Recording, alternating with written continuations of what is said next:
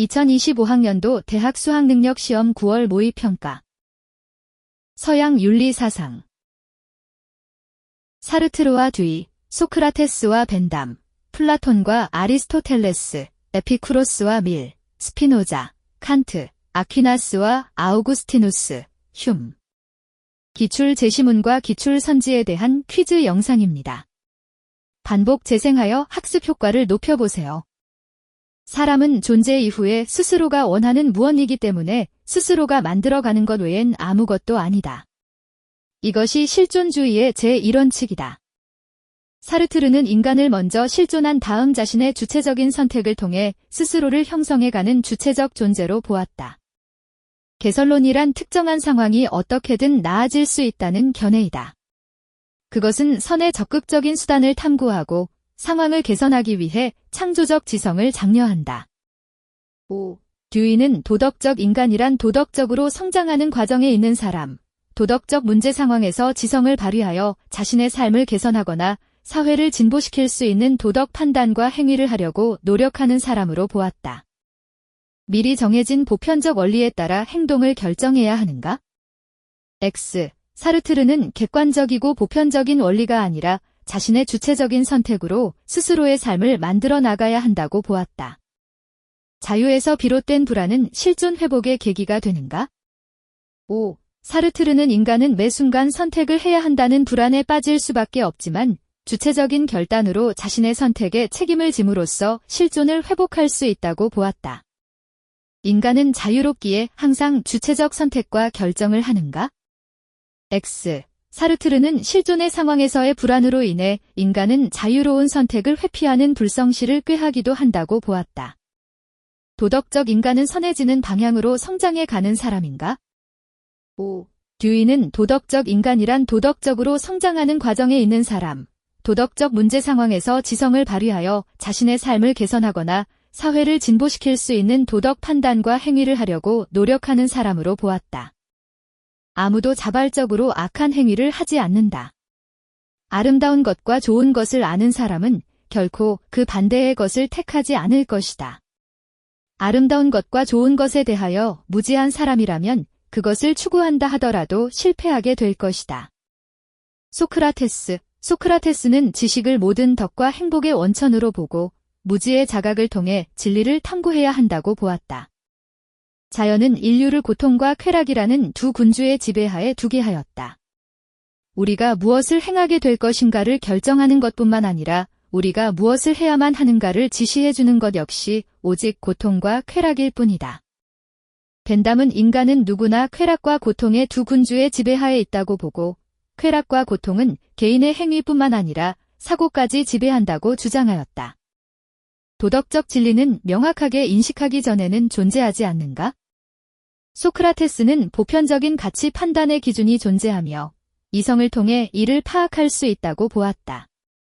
좋은 것이 무엇인지 알아도 그것을 의욕하지 않을 수 있는가? X. 소크라테스는 유덕하게 행동하기 위해서는 덕이 무엇인지 알아야 하며 덕이 무엇인지 알면 유덕하게 행동할 수 있다고 보았다. 쾌락과 고통은 개인의 행위뿐만 아니라 사고까지 지배하는가?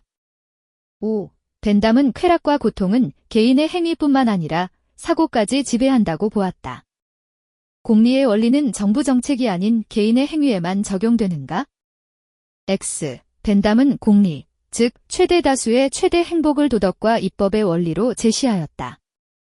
각자의 영혼을 가꾸는 일이 최상의 도덕적 과제인가? X. 벤담은 공리주의를 주장하면서 행위에 영향을 받는 사람들의 행복을 최대한 증진하는 방향으로 인간의 행위가 이루어져야 한다고 보았다. 동굴의 비유에 따르면 죄수는 동굴 바깥으로 기어 올라가서 물속에 비친 상들, 이것들의 실물들, 하늘의 별들 그리고 태양 자체를 순서대로 보게 된다. 플라톤은 현상계로부터 이데아계로 눈길을 돌려선의 이데아를 인식한 철학자가 통치할 때 정의로운 국가가 실현된다고 보았다. 우리가 추구해야 할 좋음은 인간적인 좋음이므로 검토해야 할 덕은 인간적인 덕, 즉 신체의 덕이 아니라 영혼의 덕이다. 그렇기에 행복은 영혼의 활동이다. 아리스토텔레스는 행복을 덕에 따르는 영혼의 활동으로 보았다. 그는 최고의 행복을 실현하는 데 필요한 최고의 덕은 신이나 자연과 같이 고귀한 대상들을 이성적으로 관조하는 활동의 덕이라고 주장하였다. 본래 비이성적이지만 이성에 따를 수 있는 영혼의 부분이 있는가? 5. 플라톤은 영혼에서 이성이 지혜의 덕으로 비이성적인 부분인 기계와 욕구를 다스릴 때 정의로운 사람이 될 수 있다고 보았다. 본래 비이성적이지만 이성에 따를 수 있는 영혼의 부분이 있는가? 5. 아리스토텔레스는 욕구는 비이성적이지만 이성에 따를 수 있는 영혼의 한 부분이며 실천적 지혜에 따라 욕구, 즉 감정과 행동이 과도하거나 부족하지 않아야 한다고 보았다. 정치적 공동체 없이는 개인의 자족적 삶은 불가능한가? 5. 플라톤은 영혼의 정의가 실현되는 방식과 마찬가지로 국가도 세 계층이 각자의 직분을 충실히 수행하여 전체적으로 조화를 이룰 때 정의가 실현된다고 보았다. 아리스토텔레스는 국가를 자급자족적이고 구성원들이 행복한 삶을 살 수 있도록 해주는 가장 포괄적인 공동체라고 보았다. 좋음이 무엇인지 아는 덕은 철학자만이 지닌 지혜인가? X. 플라톤은 선의 이데아를 인식하여 지혜의 덕을 갖춘 철학자가 국가를 통치할 때 정의로운 국가가 된다고 하였다. 아리스토텔레스에 따르면 좋음이 무엇인지 아는 덕은 실천적 지혜이며 실천적 지혜는 철학자만이 지닌 지혜는 아니다. 개별적 좋음만 있을 뿐 이것과 독립된 보편적 좋음은 없는가? 5. 아리스토텔레스는 현실 세계의 좋음 혹은 좋은 것이라고 말해지는 개별적인 것들로부터 분리된 그 자체로 존재하는 좋음은 없다고 보았다. 개별적 좋음만 있을 뿐 이것과 독립된 보편적 좋음은 없는가? X. 플라톤은 개별적 좋음과는 독립된 보편적 좋음이 있다고 보았다. 내가 말하는 쾌락은 몸의 고통과 마음의 불안으로부터의 자유이다. 왜냐하면 식탁 위에 풍성하게 차려진 맛있는 요리가 쾌락적인 삶을 만들어주는 것은 아니기 때문이다. 에피쿠로스. 에피쿠로스는 참된 쾌락은 몸의 고통과 마음의 불안이 모두 소멸된 상태, 즉 평정심, 다타락시아이라고 보았다. 한 종류의 쾌락이 다른 쾌락보다 가치 있다는 사실을 인정하는 것은 공리의 원리에 부합한다. 따라서 쾌락을 측정할 때 양에만 의거해야 한다고 여기는 것은 불합리하다. 밀은 쾌락에는 질적인 차이가 있으며 쾌락의 양만이 아니라 질적인 차이도 고려해야 한다는 질적 공리주의를 제시하였다. 참된 쾌락을 추구하기 위해서는 이성적 숙고가 필요한가? 5. 에피쿠로스는 참된 쾌락을 누리기 위해 사려 깊고 고상하며 정의롭게 살아야 한다고 보았다. 많은 불만족을 동반하지만 질적으로 뛰어난 쾌락이 있는가? 5. 밀은 만족한 돼지보다 불만족한 인간이 되는 편이 낫고 만족한 바보보다 불만족한 소크라테스가 되는 편이 낫다 라는 말을 통해 질적으로 높은 쾌락은 쾌락의 양적 차이를 무관하게 할 만큼 더 가치가 있는 것으로 보았다. 쾌락은 우리가 추구해야 하는 궁극적 목적인가? 5. 에피쿠로스, 밀 모두 쾌락주의 사상가로 쾌락이 행복한 삶의 시작이자 끝이라고 보았다. 신은 곧 자연이며 실체이다. 개체, 즉 유한하고 특정한 존재는 실체의 양태이다. 신적 본성의 필연성으로부터 무한히 많은 것들이 무한히 많은 방식으로 따라 나와야만 한다. 스피노자는 존재하는 유일한 실체는 신뿐이며 인간은 신의 양태로서의 지위를 가진다고 주장하였다. 신적 본성은 자연 법칙을 매개하지 않아도 작용할 수 있는가? X. 스피노자는 신적 본성인 필연성이 자연 법칙이라는 무한한 양태를 매개로 작용한다고 보았다. 욕망, 사랑, 지성을 모두 가진 개체만이 실체의 양태가 되는가? X. 스피노자는 자연의 모든 개별 사물이 하나의 실체, 즉 신이 보여주는 여러 가지 모습의 양태라고 보았다. 신의 선택과 결정을 전제하지 않고서는 세계는 설명되지 않는가? X. 스피노자는 자연 안에 어떤 것도 우연한 것은 없고 모든 것이 신의 선택과 결정이 아니라 신의 본성인 필연성에 의해 존재하고 작용하게끔 결정되어 있다고 보았다. 사건 사이에는 실제적 인과관계를 제외한 다른 방식은 불가능한가?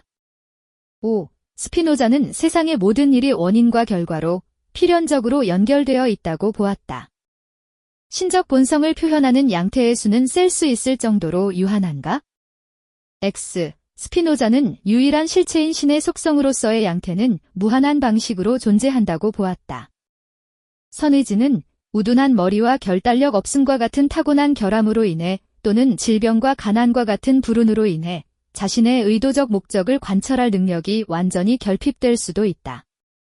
그렇다면 이 의지는 최대한 노력해도 아무것도 이루지 못하고 그저 의지로서만 남을 수도 있다. 그렇다 해도 이 의지는 자기 안에 자신의 완전한 가치를 지닌 어떤 것이다. 이 가치의 유용성이나 무익함은 아무것도 덧붙이거나 덜어낼 수 없다.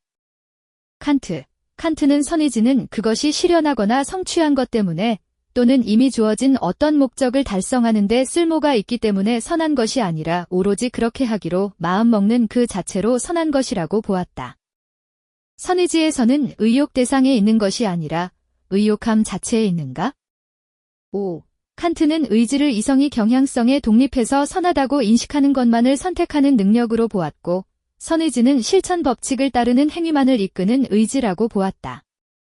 모든 선의지에게는 외적 강제뿐만 아니라 내적 강제도 불필요한가? X.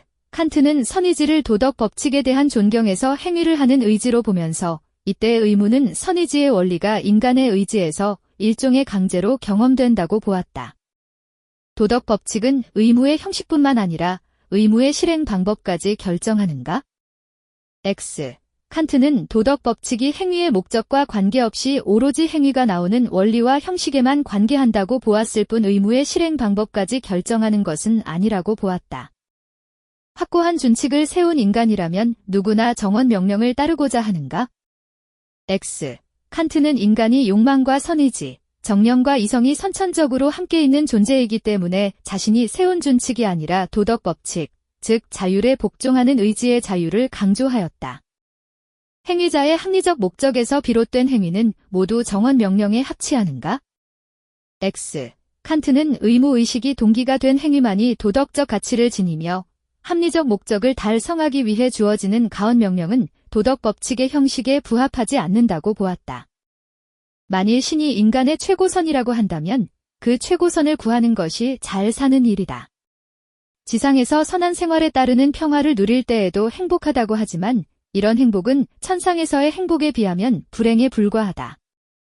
아퀴나스는 신에 대한 이성적 관조 활동만으로는 완전한 행복에 이를 수 없으며 종교적 덕을 바탕으로 신의 은총을 받아야만 내세에서 최고의 행복에 도달할 수 있다고 주장하였다.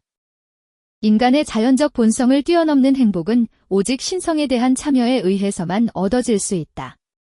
이러한 행복은 신의 도움 없이는 불가능하며 이것으로 이끌어주는 활동을 가능케 하는 원리를 종교적 덕이라 부른다. 아우구스티누스는 참된 행복은 신의 은총에 의해 현세가 아닌 내세에서 가능하다고 주장하였다. 자신의 힘만으로 참된 선을 실현하면 지복에 이를 수 있는가? X. 아퀴나스는 최고의 행복을 신과 하나 되는 것으로 보았고, 이는 신의 은총에 의해 내세에서 가능하다고 보았다. 선의 원천은 신이지만 자유의지는 인간 자신에게서 유래하는가? X. 아퀴나스는 신이 모든 완전성의 원리이고 원천이자 인간에게 자유의지를 부여한 존재로 보았다. 도덕 활동과 지적 활동만으로는 초자연적 행복에 이를 수 없는가? 5. 아우구스티누스는 신을 이성적 인식을 넘어서 실존적으로 만나야 할 인격적 존재로 보면서 오직 신의 은총에 의해 초자연적 행복, 즉 영원한 행복에 이를 수 있다고 보았다. 믿음, 소망, 사랑의 덕은 자연적 본성만으로도 성취 가능한가? X. 아우구스티누스는 믿음, 소망, 사랑이라는 종교적 덕은 인간의 이성과 의지에 의해 성취되는 것이 아니라 신의 은총에 의한 덕으로 보았다. 신의 계시를 통하지 않고서는 신이 존재함을 알 수 없는가? X. 아퀴나스는 신의 존재를 이성적 논증을 통해 증명할 수 있다고 보았다. 적의 훌륭한 품성은 우리에게 해롭지만 존경심을 유발할 수 있다. 어떤 품성이 도덕적으로 선하다거나 악하다고 말할 수 있는 느낌이나 감정을 일으키는 경우는 오직 그 품성을 우리의 개별적 이익과 무관하게 일반적으로 고려할 때뿐이다. 낯선 사람들의 행복은 공감에 의해서만 우리에게 영향을 미친다. 흉은 도덕적 선악이 이성적으로 판단되는 것이 아니라 어떤 행위를 바라볼 때 느끼는 시인의 감정이나 부인의 감정을 표현한 것으로 보았다. 이성은 의지가 원하는 방향에 대해 어떤 차이도 만들지 못하는가? X. 휴문 이성이 의지를 지도하면서 감정에 반대할 수 없다고 보았다. 이성 단독으로 두려움의 정념을 통제하여 정서 안정에 기여하는가? X. 휴문 이성 혼자서는 어떤 의지 작용의 동기도 될 수 없다고 보았다. 쾌락에 반응하는 자연적 본성은 인간의 도덕 원리가 될 수 없는가? X. 휴문 개별적 이익과 무관하게 일반적으로 고려될 수 있는 공감의 능력이 도덕성의 기초라고 보았다. 품성에 대한 평가는 그 품성이 관찰자의 마음에 끼친 영향의 결과인가? 5. 휴문 품성과 행위에 대한 선악은 이성에 의해 발견되는 것이 아니라 그로 인해 관찰자의 마음에 끼친 영향의 결과라고 보았다. 개인의 승인 감정만으로도 공평한 도덕적 평가가 되는데 충분한가? X. 휴문 사람의 품성과 행위에서 발생하는 쾌락이나 고통의 모든 감정이 공평한 도덕적 평가가 되지는 않는다고 보았다. 수고하셨습니다. 반복 학습으로 학습 효과를 높이세요.